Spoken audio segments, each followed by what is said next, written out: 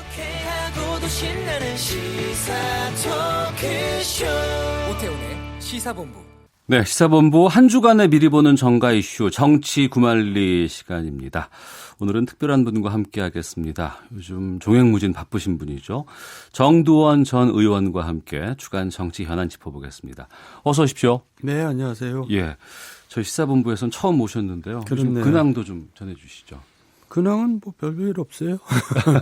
오태훈 라디오 잘 듣고 있습니다. 아, 고맙습니다. 예, 오태훈 시사본부. 그 너무 좋았어요. 아, 고맙습니다. 자, 지난 10일부터 이제 국정감사 시작됐습니다. 주말 보내고 이제 국감 2주차 돌입했는데 1주차에 뉴스가 상당히 좀 많았습니다. 요즘 국감 어떻게 보셨어요? 그런데 1주차라기 하기에는 네. 사실 그 한글날 이후에 10월 11일 이틀, 10일, 11일 이틀 했거든요. 예, 예. 그러니까 이제 1주차라 하긴 뭐하지만 어쨌든 본부 국감을 다 한 거예요. 그러니까 이제 굉장히 이제 중요한 절반을 한 거나 마찬가지인데 네. 사실 별 기억에 남는 건 없네요. 소품들은 뭐 요란한 게 많이 등장했는데 예, 예. 저 이슈는 뭐가 있었나 저도 생각해 보니까 별로 떠오르지가 않아요. 주로 이제 머릿속에 남거나 뉴스로 나온 거 선동열 감독, 뭐 백종원 씨 나온 거. 그런 게 소품이잖아요. 예. 쉽게 말해서 뭐 예. 벵갈 고양이 뭐 이런 유치하기 짝이 없는 소품들. 그래서 이번 국감은 좀 재미가 없다 그런 생각이 드네요. 네. 국감에 대해서 여야는 서로 기선제압했다 이렇게 자평을 하고 있는데 이번 국감에서 좀 주로 다루어질 내용들이나 아니면 성과로 좀 삼을 수 있는 부분들은 어떤 게 있을까요? 근데 일단 먼저 기선을 제압했단 말이 좀 안 맞아요.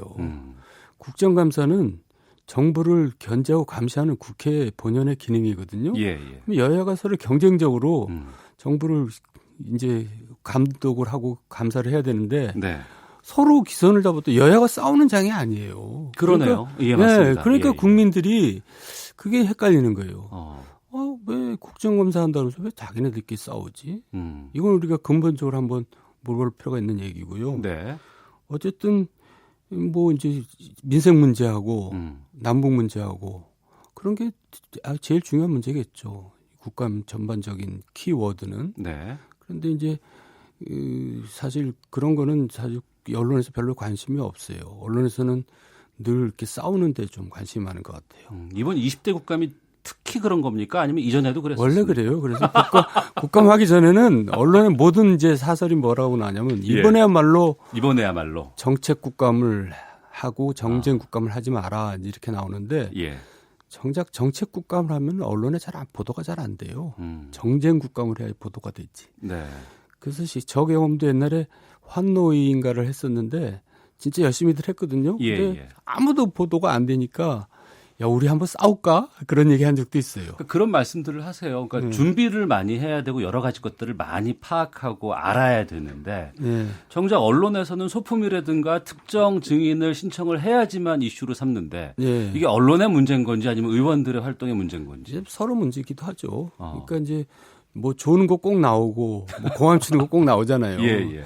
그러니까 그런 언론도 문제이고 선정성 이런 이야기 하기에는 좀 지나치지만 또 국회의원들도 또 너무 그렇게 튀려고 하다 보니까 예. 서로 이제 그게 서로 선순환이 아니라 악순환을 하고 있는 거죠. 네. 이번 국회에서 국정감사에서 좀 집중이 되는 부분들 하나씩 좀 짚어보겠습니다. 먼저 그 합참 국정감사에서 북한의 사회 북방 개선 인정하는 걸 듣고 좀 논란이 많았는데 이거는 좀 쉽게 수습되지는 않는 모습이거든요. 그러니까 이제 뭐 여당 대표는 그렇게 나왔더라고요. 이거는 비공개 발언에서 비공개 보고에서 한 내용인데 그걸 공개하는 사람은 잘못된 거다 비난을 했는데 뭐 그거는 비난할 수도 있겠죠. 근데 어쨌든 내용이 중요한 거잖아요. 예, 예. 근데 이제 내용은 이제 그거예요. 정확하게 얘기하면 9.19에서 정상회담은 NLL에 대해서 이제 평화 수역으로 해보자는 내용으로 그냥 합의를 했는데 군 보고 내용은 7월부터 함성 간에 이제 감청을 한 겁니다. 예, 예. 7월부터 이제 NLL을 부정하는 그런 서로 간에 내용 교신들을 이제 자기네들이 쭉 듣고 있다. 그러니까 이제 앞뒤가 좀 안 맞는 거죠.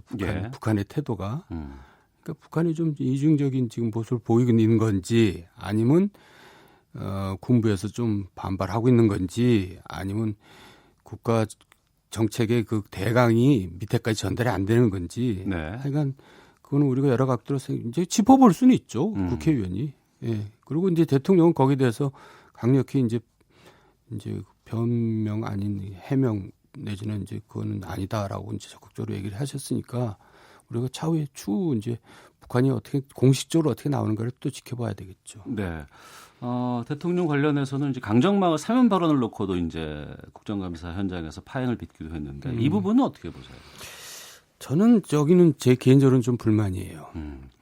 그러니까 이제 이 사람들이 시위를 해서 기소가 된 게 아니거든요. 예. 불법 시위를 해서 기소가 된 거예요. 시위의 자유는 있잖아요. 네네. 그럼 앞으로 이제 이 정부에 대해서 또 반대하는 세력들이 또 있잖아요. 태극기 뭐 든 사람들도 있고 이런 사람들이 시위를 그냥 막 불법으로 해놓고 왜 우리는 쟤네들은 사면해주고 우리는 왜 잡아가냐? 그러면 또 뭐라 그러겠어요? 그러니까 저는 이런 게 굉장히 법질서가 법치국가에서 굉장히 기본이잖아요. 네. 저는 그런 거를 굉장히 혼란스럽게 만드는 요인이 된다. 그리고 또 거기다가 아직 판결이 확정이 안 됐는데 대통령께서 사면복권 얘기를 하시면 판결은 뭐가 되냔 말이에요. 영향을 안 받을 수가 없고 더군다나 청와대에서는 빨리 재판해달라. 이거는 지금 뭔가 잘못 가고 있구나. 네. 상권 분립이 지금 흔들리고 있구나. 그런 인상을 주겠죠. 알겠습니다. 자, 그럼 이제 이번 주 이슈들을 좀 짚어보겠습니다. 이번 주에 이제 경기도 국감이 있어요. 네. 야당 쪽에서는 이 경기도 국감에 대해서 상당히 좀 성토장이 되지 않을까 싶은 생각이 좀 드는데 어떻게 보시는지. 야당 쪽뿐만 아니라 이재명 지사가 뭐라 그랬냐면 네. 이명박 박근혜 때도 문제가 된 거를 안 된 걸 왜 문제 삼느냐 이제 이런 식의 발언을 했단 말이에요. 그러니까 그 얘기는 뭐냐면 이 정권이 나를 지금 탄압하는 게 아니냐 이런 뉘앙스예요. 그러니까 뭔가 지금 사면 초과 내지는 왕따 분위기인데 네. 지금 여당도 별로 그게 적극 변호에 나서지 않을 듯하게 지금 보이거든요. 지금 전체적으로 돌아간 분위기가. 예, 그래서 이게 좀 문제 시중에는 이제 별 얘기가 다 나오죠. 이재명이 대권 주자니까 이제 이미 견제해서 이제 탈락시키려고 그런다. 예. 또 그걸 모 인사가 주도하고 있다 이런 얘기까지 나올 정도로 이제 그런 건데 그건 또 이제 정치적인 얘기고 본질 문제는 뭐 이제 사실 또 그동안 하도 이제 얘기가 오래 진전이 됐으니까 밝혀져야 되겠죠. 예. 근데 이제 뭐 큰 점이 참 민망한 얘기인데 큰 점이 지금 가장 관심사잖아요. 솔직히 말해서. 예, 맞습니다. 예. 그랬더니 이게 이재명 지사가 급기야는 내가 그거 지금 보일 수도 있다 이렇게 나왔단 말이에요. 오늘 CBS 김현정의 뉴스쇼인가 거기에는 이제 김용 대변인이 나와서 없다 그리고 뭐 지운 적도 없다 이렇게까지 얘기를 지운 적도 없다. 네, 이렇게까지 얘기를 하는 거가 나오긴 했어요. 그래서 나는 사실 그런 생각을 했는데 없다 그래서 그거 수술해서 없앨 수도 있지 않나? 그랬더니 지운 적도 없다고 얘기했네요. 예. 그럼 아주 강하게 나온 건데. 그러니까 이제 그런 걸 예상해서 그런지 강영석 변호사는 점 하나 때문에 이런 거 아니다. 것도 이렇게 나오고. 이런 것까지 우리가 방송에서 얘기를 해야 되나 좀 싶은 부분들도 좀 있어요. 근데 이제 그분이 지사하고 또 유력한 대권 주자였기 때문에 얘기를 안 할 수가 없죠. 네. 자, 오태훈의 시사본부 주간 정치권 동향 짚어보는 정치구말리 정두원 전 의원과 함께하고 있습니다. 유력한 대권 주자 말씀하시니까 이제 오늘 또 이 이야기로 좀 넘어가야 될 것 같아요. 오늘 오전 10시에 노무현재단 신임 이사장으로 유시민 작가가 취임을 했습니다. 취임사에서 임명 공직 안 맡고 출마도 안 하겠다 이렇게 단호하게 이제 얘기를 했는데요. 또 여론은 근데 복귀를 뭐 원하고 바라는 여론들도 꽤 있는 것 같아요. 정치를 안 하겠다고 하는 측면도 있고 또 일부에서는 스스로가 막 정치하겠다고 저 사람 그만했으면 좋겠는데라는 사람들도 있었잖아요. 그때 보면 그 유시민 작가가 정치 안 하겠다는 이 신념은 어떻게 보세요? 일단 노무현 재단 이사장이 취임했다는 것 자체가 크게 보면 정치행위라고 볼 수는 있어요. 예. 근데 출마도 안 하겠다. 이제 총선 출마를 안 하겠다는 얘기인지 대선 출마를 안 하겠다는 얘기인지 모르겠는데 저는 어쨌든 우리나라뿐만 아니라 대권 앞에 장사 없다는 생각인데요. 대권 앞에 장사 없다. 네, 대선 이제 주자 부근에 가면은 다들 또 욕심을 내죠. 그래서 이제 이 얘기는 지금까지 한 얘기에 일관성을 유지하기 위해서 할 수도 있는데 예. 저는 유시민 작가가 되게 인기가 좋아요.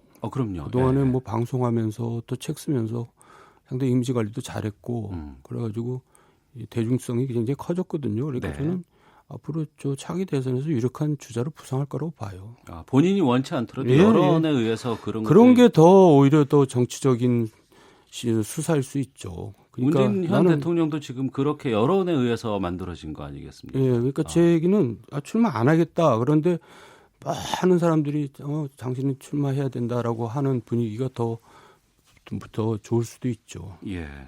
얼마 전에 경향신문 조사한 그 차기 정치 지도자 적합도를 보니까 이 유시민 작가가 이제 여권 2위고 그렇잖아요. 1위가 이낙연 대망론이었어요. 네. 이 이낙연 대망론은 어떻게 보시는지요? 이낙연 지사도 이제 굉장히 이미지도 좋고 또 총리, 예. 총리죠. 잘 예. 하시는데 제가 볼 때는 근데 총리라는 또 이름을 갖고 또 먹어 들어가는 이제 그런 부분도 있죠. 그래서 그리고 지금 너무 일러요. 아직 예. 저는 이 시점에서 조사한 게 끝까지 가리라고는 보지 않아요. 네. 그다음에 그동안에 이제 사이에 부침이 많이 있겠죠. 예. 부침이 많이 있습니까? 그럼요. 지금 아직 멀었어요. 야당 쪽은 좀 이따 좀 짚어보겠고요. 이해찬 대표가 이제 민주당 대표로 선출된 지 한 50일 정도가 지났습니다. 그동안 뭐 청와대 그늘에 벗어나서 여당의 존재감 키웠다 이런 평가도 있고 논란을 부르는 발언도 많았다 이런 평가도 있습니다. 지난 50일 어떻게 보셨는지? 네, 존재감 있죠.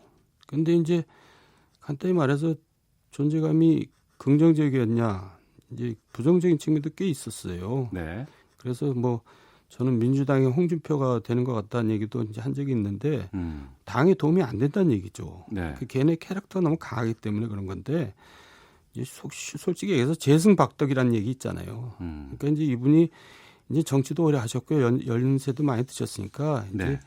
이제 제 덕을 겸비한 지도자가 됐으면 좋겠어요. 너무 개인의 그 캐릭터를 앞세워가지고 그러니까 이제 본인 그걸 못 참는 거죠. 본인의 그 재기발랄함을. 네, 근데 네. 거기는 그건 별로 본인이나 이제 앞으로 당이나 뭐 대통령한테 도움이 안 되는 것 같은데요. 왜냐하면 야당과 협치를 해야 될 대표인데 예. 야당을 자극하는 발언을 계속하면 안 좋죠. 예. 자유한국당 이야기도 좀 해보겠습니다. 네. 조강특위가 이제 운영되고 있고 위원도 다 선발이 됐어요. 네. 전원책 변호사가 잘할 것으로 보세요? 저는 이제 소위 보수 진영에서 이 일을 할 만한 사람이 안 보이는데 그나마 전원책 변호사가 할 만한 사람이라고 보는데요. 네. 근데 다만 이제 좀 조용해지기는 했지만 그동안에 이제 뭐 이렇게 얘기를 많이 하다 보니까 좀 우왕좌왕하는 그런 느낌이 들어요. 그러면 이제 그건 자꾸 권위가 떨어지는 거거든요. 그러니까 예. 이런 일 할 때는 아무 얘기 안 하고 있어야지 무서운 겁니다. 속내를 드러내지 않아야지. 근데 자꾸 얘기를 한다는 거는 본인이 정치 행위를 한다는 얘기거든요. 예. 그러니까 그거는 본인이 힘을 잃게 되는 거죠. 저 사람도 정치하는구나. 그러면 누가 거기에 대해서 수긍을 하겠어요. 그러니까 이 사람이 진짜 내가 자유한국당을 바꾸고 보수 진영을 살려내서 건전한 야당을 한번 세워보겠다. 네. 그래서 이 나라에 좋은 기여를 하겠다는 마음을 먹고 있으면은 나는 일체 공직에 나가지 않겠다는 선언을 해야 됩니다. 실은. 활동 예. 초기나 아니면 이전부터. 아니 그럼요. 이 일을 맡은 다음에 나는 네. 일체 공직을 안 맡는다. 그 대신에 이제 나는 칼같이 한다. 그러면 이제 힘이 실리고 네. 국민들이 지지를 보내고 또 반발을 못 하죠. 예.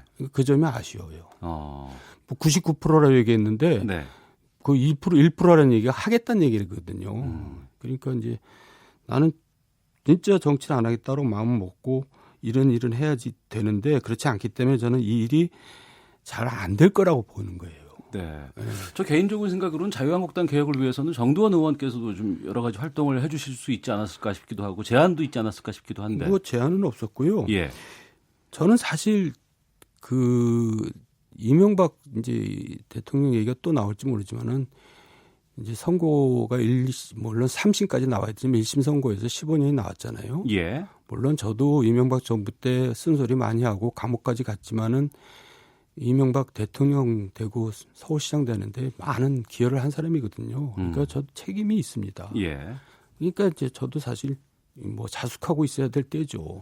근데 제가 뭘 하겠다고 나서는 게 지금 안 맞는 건 그렇게 생각합니다. 예. 지금도 당적은 안 갖고 계신 예. 입장이시죠? 예. 알겠습니다. 그 지금 조강특위 나오고 했을 때 주로 이제 거론되는 부분들 중에서 이제 그 내년 한 2월에 전당대회 전에 정계 개편 관련된 이야기가 계속 나오고 사람들을 만나겠다. 언론에서 뭐 거기서 좀 계속 그걸 따라가 보면 사람이 누군지 나오지 않겠느냐 뭐 이런 얘기까지도 나오고 있습니다. 바른미래당과의 관계는 어떻게 보세요? 바른미래당은 사실 제가 이제 그런 얘기도 했는데 네. 내년 총선을 앞두고 자유한국당, 바른미래당, 민주평화당은 없어집니다. 최소한도 그 이름은 없습니다. 네. 그러니까 왜냐하면 해체모여. 그걸 해체모여 하겠죠. 예. 왜냐하면 지금 같아서는 바른미래당이나 자유평화당에서는 한 명도 당선이 될 가능성이 없거든요. 민주평화당에서는. 예, 그리고 예. 자유한국당도 지금 40석 이상을 얻기가 힘들어요. 단체 교섭단체도 안 된다는 전망도 있고요. 네. 그러니까 자연히 그대로 가겠어요. 이제 무슨 수를 쓰죠. 근데 내년 2월 전당대는 좀 시기가 좀 이른 것 같아요. 총선에 가까워야지 앞두고. 더 급해져야지. 예. 이제 버릴 거 버리고 이제 합쳐지든지 뭐 그렇게 되는 거지. 예. 저는 그렇게 전망합니다. 예. 지난 주말에 금요일이었군요. 그 네. 손학규 대표가 이 자리에 오셔서 이제 인터뷰를 해주시면서 자유한국당의 그런 제안에 대해서는 일고의 가치도 없다 뭐 이렇게 단호하게 얘기를 하시던데. 일단 본인 입장에서는 그렇게 얘기를 해야죠. 대표된 지 얼마 안 되고 그렇게 고려하겠다는 순간 이제 흔들려 버리니까 당이. 예. 더군다나 지금 당내 사정이 이렇게 좋지 않거든요. 예. 그러니까 바른당하고 이제 저쪽 국민당하고 아직도 화학적인 결합이 안 된 상태에서 고려하겠다는 순간 당은 이제 분란에 휩싸이게 되겠죠. 예, 그러니까 그건 뭐 불가피하게 그렇게 얘기를 해야 되겠죠. 네. 그런 상황이라 그러면은 이제 민주평화당 쪽은 현 여당 쪽으로 그리고 이제 자유한국당과 바른미래당이 정계 개편에 대한 것들을 새롭게 어디 흡수가 아닌 쪼개지겠죠. 예. 다시 또 그냥 왜냐하면 지금 뭔가 합치면은 시너지 효과가 나올 줄 알고 합쳤는데 전혀 없잖아요. 지지율이 전혀 변화가 없잖아요. 바른미래당의 경우에. 그러니까 예. 다시 쪼개질 겁니다. 자유한국당 쪽에서는 이제 황교안 전 총리 카드를 좀 영입을 하겠다 뭐 이런 걸 쓰기도 하고 지금 오세훈 전 서울시장 얘기도 좀 나오거든요. 이러한 그 과거의 인물들이 다시 복귀하는 것에 대해서는 어떻게 전망하세요? 저는 자유한국당이 이제 남을 길은 살아날 수 있는 유일한 길은 과거의 인물들이 아닌 네. 젊은 새로운 지도자를 내세우는 건데 그게 이제 가능할지 모르겠어요. 근데 그러면 자유한국당이 삽니다. 국민들이 다시 이제 희망을 걸어보죠. 네. 근데 특히 이제 황교안 전 총리 같은 경우는 사실 제가 이제 제 개인 생각입니다만은 예. 김황식 총리 있었잖아요. 예, 있습니다. 또 예. 반기문 전 유엔 사무총장이 있잖아요. 예. 결국 그 길을 갈 겁니다. 지금은 뭐 그냥 사람이 없으니까 거론되고 있지만 네. 결국 반짝하다가 사라질 겁니다. 예. 그럼 그 정계 개편에 대한 전망들을 해주셨는데요. 그 주축은 누가 될까요? 그러면? 지금 그런 주축이 될 권위를 갖고 있는 인물이 없어요. 그러니까요. 예. 예. 그러니까 지금 저 아무것도 안 되는데 이제 내년 총선이 다가오면은 이제 뭔가 이제 그냥 나타나겠죠. 어쩔 수 없이.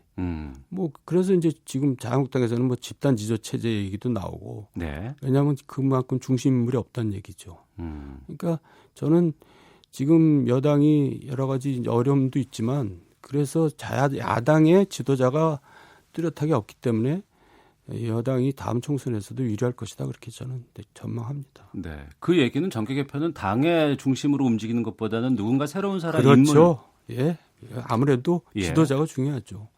지도자가 결국 당의 반 이상을 차지하니까요. 예. 예, 그런 인물이 이제 갑자기 하늘에서 뚝 떨어질지 모르지만은 누구를 전망하세요? 저는 참 답답해요. 지금 자유한국당의 초재선 의원들이 왜 이렇게 말도 못하고 이렇게 조용히 있는지. 이게 좋은 기회거든요. 이럴 때 진짜 발언을 해서 네. 자기 두각을 나타내고 새로운 어. 지도자를 떠올 수 있는 좋은 기회인데 예, 예. 그러니까 뭘 이렇게 눈치를 살피는지 그러니까 오로지 다음 재선하는 데만 관심이 가 있는 거죠. 예. 지금 지도자가 됐으면 좋은 기회입니다. 현 여당이 야당이었을 때는 이제 여론에 의해서 이제 그런 인물이 탄생하기도 하고 뭐 그런 시절이 있었었습니다. 네. 자유한국당이나 이 보수 쪽에서는 그런 여론의 움직임들은 현재로서는 좀 잘 드러나지는 않고 있는 것 같아요. 아니 그러니까요. 그런 인물만 나타나면 힘이 확 쏠리죠. 그러니까 지금 젊은 뭐 하여간 조재선 의원 중에서도 그런 인물이 나오지 말라는 법은 없는데 네. 왜 이렇게들 조용히 있는지 저는 그게 항상 답답하더라고요. 그런 그러니까 이제 큰 욕심을 안 부리고 예. 가늘고 길게 살자는 게 요새 대세인 것 같아요. 예, 괜히 뭐 내가 나서가지고 뭐 하겠다 그러다가 다음 총선도 떨어지면 어떡하나 이런 걱정하니까 지도자가 못 되는 거죠. 나설 만한 자질이 있는 인물로 보시는 부분들이 좀 있으신 것 같은데요. 저는 뭐 눈여겨 개개인 보지는 않았지만은 네. 왜 없겠어요. 예, 답답합니다. 좀 답답합니다. 누군지 궁금하기도 해서 알겠습니다.